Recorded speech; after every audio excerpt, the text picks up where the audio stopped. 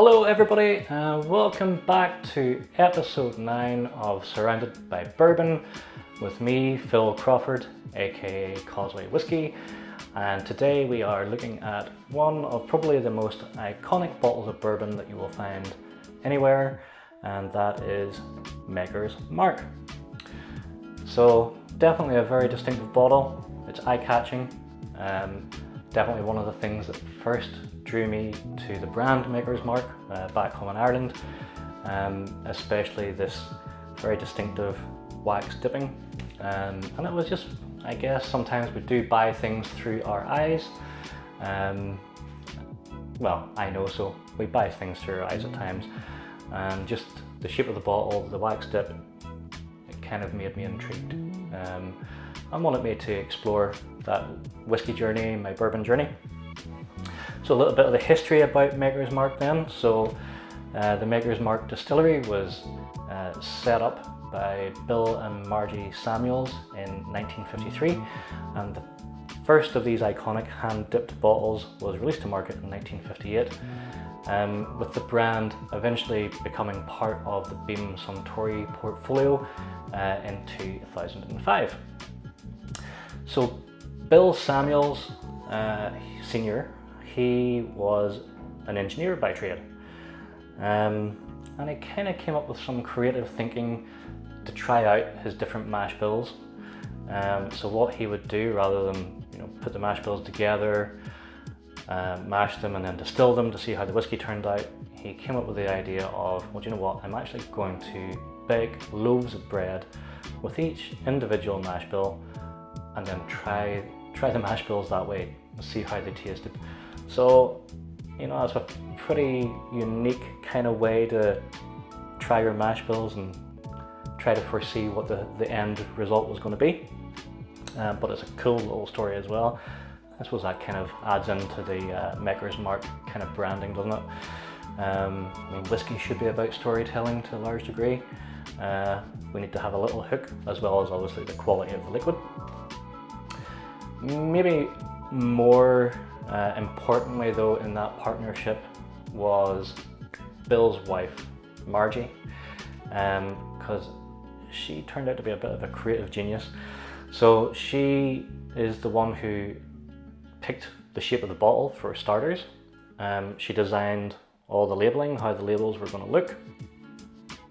She even came up with the name of the brand, Maker's Mark, and was also the person who decided that they were going to wax dip every bottle by hand. And because of all these things that she brought to the brand, Margie was actually inducted into the Kentucky Bourbon Hall of Fame in 2014, and for my part, I think it's pretty well deserved.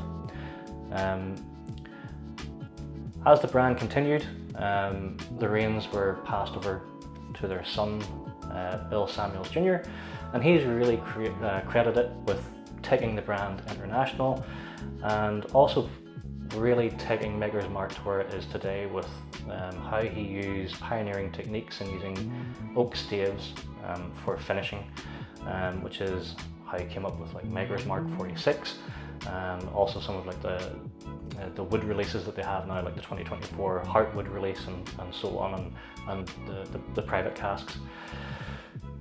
The other interesting thing about the label though is that this is spelled whiskey without an E, so this is kind of like the Scotch spelling and not the stereotypical Irish and American spelling that we know when it comes to whiskey. So just a kind of little cool fact about the label. I like those kind of unique little features. So what more can we say about this whiskey? Well, it is a Kentucky straight bourbon, so we know that means that even though it's no age statement, it's probably over 2 years old anyway. Now, doing a little bit of research, it seems to be held within the industry that actually this is normally about 6 to 7 years old. It's bottled at 45% ABV or 90 proof, and the mash bill is kind of interesting too.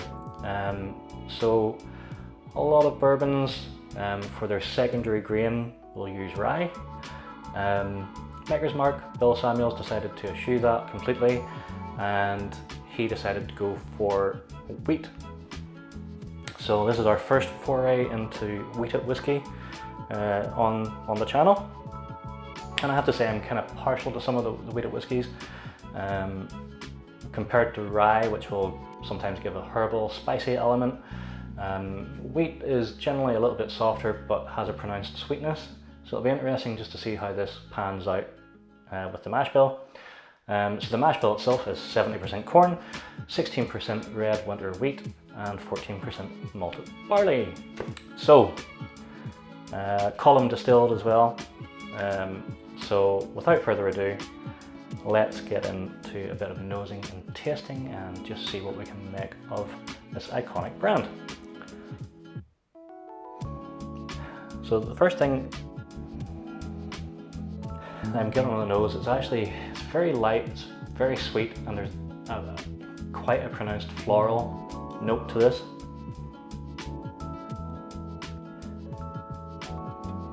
So like you get golden syrup, there's caramelizing brown sugar going on,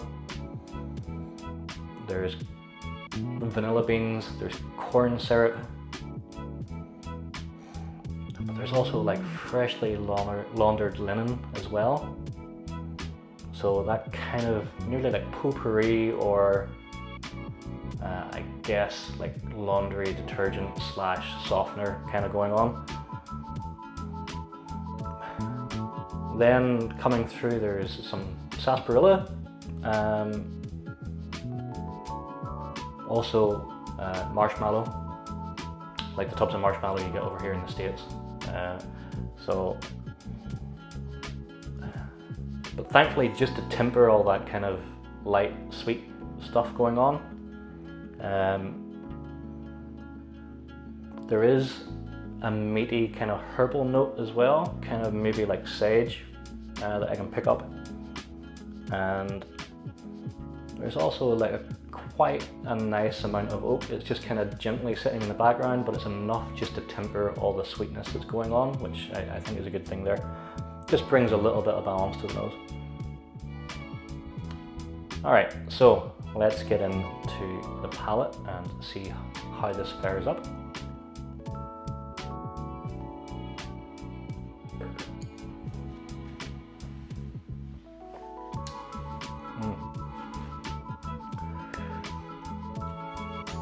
So interestingly, the palate is a little more intense than the nose.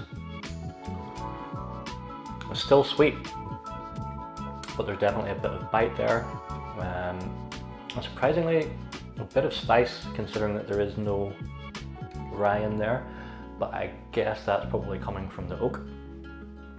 So let's have another little sip before I get on with the first notes.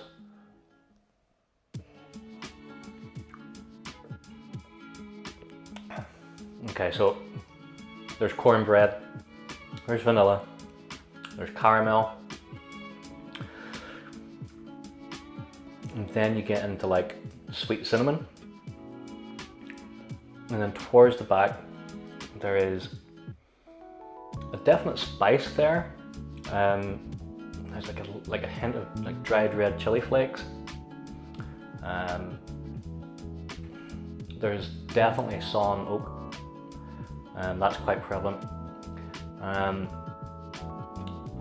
but I guess kind of astringent towards the end of the kind of the back notes.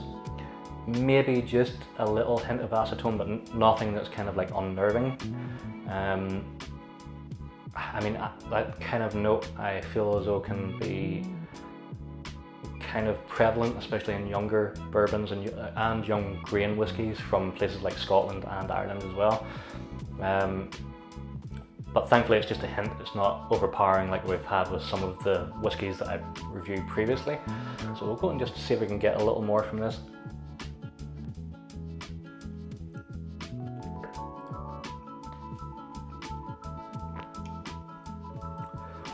And the mouthfeel is definitely nice, it's chewy. Like you feel like you're drinking something. Some of the other ones previously have been a little watery, but this has a nice medium body to it, bit of oiliness, and there's definitely that spice kick, be that from the proof and also from the oak. But yeah, like, it's pretty nice stuff. I'm kind of enjoying this. So let's see what we get finish wise.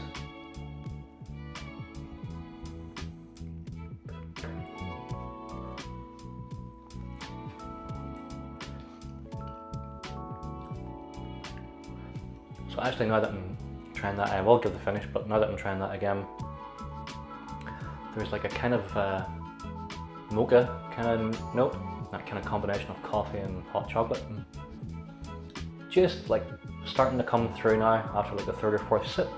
So it's kind of like an extra little layer that's kind of nice. Finish wise, it's not overly long, it's actually kind of quite short, and the predominant flavors that we're kind of getting here are the caramel, the vanilla overtones, and then it's like, I mean, there is a nice spice warmth, but it's the astringency. Like the oak kind of is at this point really just sucking the moisture out of my mouth right now, and kind of not really in a bad way, because it's making me want to go for another sip. But yeah, I can definitely feel like the moisture just kind of being pulled out of my mouth right now. All right, so overall thoughts, score. So first of all, I should say this cost $22, so it's still in the kind of budget bourbon range, under the $25 mark.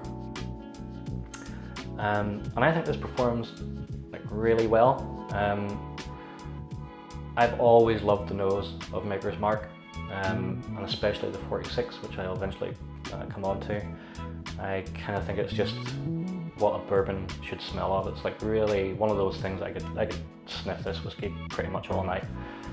It's sweet, it's oaky, just a little bit of spice. But yeah, great nose in this. The palate kind of marries up pretty well, actually, with the nose. Again, this is not a super complicated whiskey, like there's not huge amounts of flavor development, but for essentially an entry level bourbon, I think this is a pretty good whiskey. I think it's very versatile and a good introduction into wheated whiskey. I mean, I think this is good as a sipping whiskey. If you decide to have it over ice, if that's your bag, fair play. And it's also good as a cocktail base. So it's like multifunctional, offers good value for money at $22. Are you going to be blown away by its complexity? Absolutely not. But as I say, it's balanced and it's well presented. I mean, it's an icon whenever you look at the bottle and the labels. So score-wise, I am going to give this a 5 out of 10. I think it's definitely a whiskey score. It's a worthy whiskey to have in your cabinet at any time, even as an introduction just to people who maybe don't really like bourbon because they've tried things like Jim Beam and Jack Daniels and the Evan Williams. I think this is a good starting point. And so yeah, 5 out of 10 for 22 bucks. It's definitely worth getting. Even back home in the UK and Ireland, this is not a particularly expensive whiskey, normally like £25, something like that. So yeah, definitely worthy to have on your shelf. And that's a wrap for this review. So again, if you would like to leave a comment, if you would like to subscribe, hit the like button, all that sort of stuff, or even the dislike button if you really don't like listening to me drone on about whiskey. But thank you very much for joining me again through this exploration of American spirits, and I will see you next time. Have a great day, evening, night, whatever time it is at the time that you're watching this. Sláinte.